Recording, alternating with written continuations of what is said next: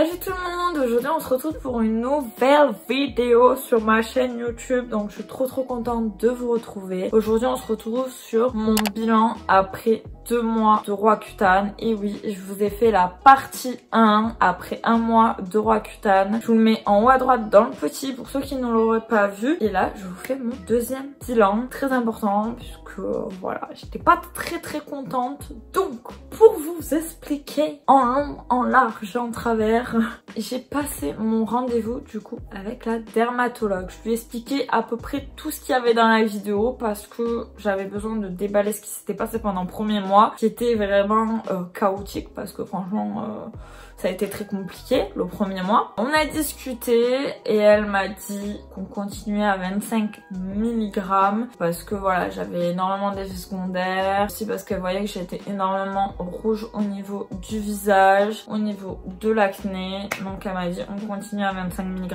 Et là, le drame, je me suis dit mais pourquoi moi? Normalement, chaque mois, on augmente. Normalement, c'est comme ça. Enfin, toutes les personnes avec qui j'ai parlé m'ont dit chaque mois on augmente. Moi quand elle m'a dit ça, j'ai pas trop compris. Enfin j'étais vraiment pas bien à ce moment-là. Et finalement je me suis raisonnée. Je me suis dit bon Lola c'est normal. Elle sait ce qu'elle fait son travail. Donc c'est normal, ne t'inquiète pas. Si je continue à 25 mg, dis-toi que c'est pour toi. C'est pour pas que tu le vives mal. Parce que si tu augmentes rapidement, tu auras plus d'effets secondaires que moi qui prends le temps.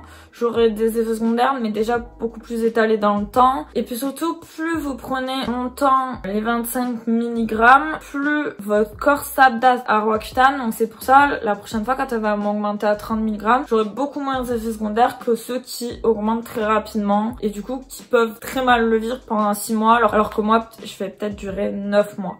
Donc voilà, c'était la petite aparté. Je voulais vous dire déjà que pour le premier mois, ça je l'avais pas dit dans ma première vidéo. Donc si vous voulez, j'avais un taux de cholestérol total élevé, donc c'est-à-dire le global. Vraiment quand j'ai appris ça, je me suis dit c'est bon, elle va pas me le donner le Roaccutane là, c'est mort. Et finalement elle m'a dit on le prend parce que vraiment j'étais un tout petit peu plus élevée que la moyenne. J'étais pas non plus au-delà. J'étais très contente qu'elle me le prescrive du coup. Donc ça c'est plutôt cool. Donc elle m'a dit du coup pour ce deuxième rendez-vous, vous refaites la prise de sang mais cette fois-ci avec les détails du cholestérol. Et elle m'a dit essayez de baisser le cholestérol. Moi qu'est-ce que j'ai fait? Je me suis dit Lola, ce que tu veux c'est quoi? De plus avoir de boutons. Et là je me suis raisonnée, j'ai fait du sport. J'ai changé mon alimentation, j'ai réussi du coup à baisser mon taux de cholestérol. J'étais hyper contente quand j'ai vu mes résultats, j'étais là, punaise Lola, t'as réussi, la satisfaction. Et je pense qu'elle me l'aurait arrêté, donc si j'avais augmenté encore mon taux de cholestérol. Donc vraiment ayez la motivation. Ensuite, elle m'a donné un rendez-vous pour 2 semaines après pour voir si on augmentait la dose ou si on restait à 25 mg. Je l'ai eu aujourd'hui, c'est-à-dire ce matin. Donc là, on est jeudi 17 décembre. D'ailleurs, j'ai posté une nouvelle vidéo sur ma chaîne. Trop contente et je vous tourne une nouvelle vidéo. Donc, trop cool. Bref, ça, c'était la petite aparté. Ce qui s'est passé, c'est que je lui ai parlé un petit peu de mes mains. Parce que mes mains étaient très sèches. Donc elle m'a dit que je faisais de l'eczéma. Donc je vous mettrai une photo ici. Parce que c'est pas très joli à voir. Et je voulais quand même vous avertir que vous pouvez avoir ce genre de choses sur votre main. Et ça fait mal. Voilà, c'est pas très agréable. Et ensuite je me suis aperçue que j'avais des petits points noirs qui sont apparus. Donc j'ai vu ça, j'étais à moi des points noirs. Moi j'ai jamais eu de points noirs si vous voulez. J'ai vu ça, j'étais à moi des points noirs. C'est pas possible. Et si j'ai eu des points noirs, pour le moment j'en ai plus, donc je suis très contente. Mais j'en ai eu quelques-uns, donc c'était pas beaucoup, hein, c'était vraiment 2-3. Donc voilà, ne soyez pas surpris du coup si vous avez des points noirs comme moi. Voilà.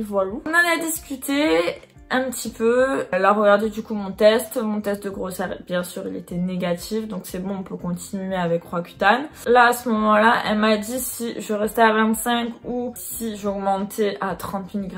Et pareil, elle m'a dit on continue à 25 mg. Et là j'étais pas très contente non plus.